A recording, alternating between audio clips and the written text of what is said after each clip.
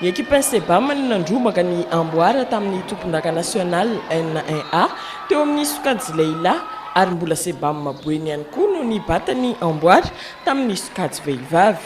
Toy izao ary ny voka-dalao tamin'ny lalao famaranana tamin'ny alahady lasa teo. Sokajy vehivavy Sebam Boeny nihaona tamin'ny MB2 avy ao Analamanga.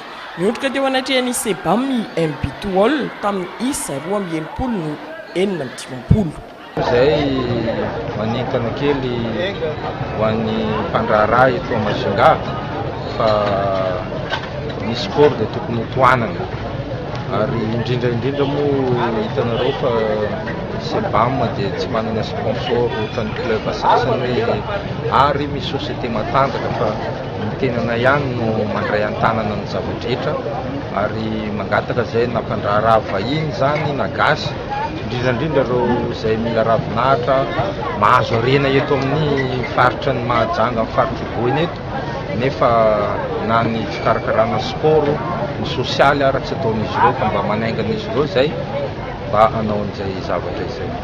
Momba ny sokajy lehilahy indray Sebam Boeny nifanandrana tamin'ny ekipan'ny GNBC avy ao Vakinakaratra. Nandresy tamin'ny isa 70-30 ny ekipan'ny Sebam Boeny.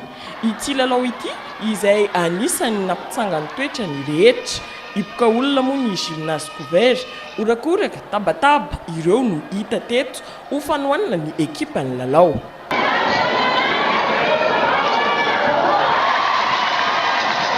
Tanjona votoota ny tena tratra voalohany aloha fampitany championnat amin'ny lafiny teknika zava-dehibe satria ny championnat iny dia ny esan'ny fédération nanaovana ny fitiliana ireo équipe nationale zany izay andrafitra ny équipe nationale tsy alasy vavy nanomana ny jeu des îles amin'ny heritaona.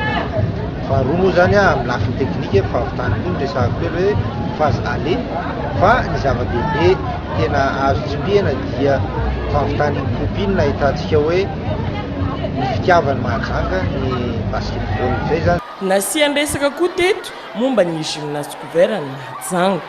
Rariny kosa angamba raha ohatra ka tanàna Mahajanga mba atao anatin'ny lahara-pahamehan'ny fitondrana amin'izao fotoana izao fananganana gymnase anankiray ary indrindra gymnase manara-penitra mba ahafahantsika satria raha fédération dia afaka mihitsy mitondra lalao iraisam-pirenena eto Mahajanga raha ohatra ka manaraka an'izany rafitra manara-penitra zany ny gymnase.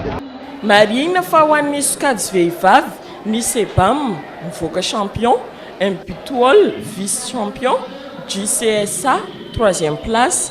Ho an'ny sokajy lehilahy indray ny Sebam mivoaka champion, GNBC vice-champion, COSFA kosa ny 3e place. Notolonan'ny fédération na baolina basket misy roa kosa ny Ligue Boeny ho fanohanana azy ireo.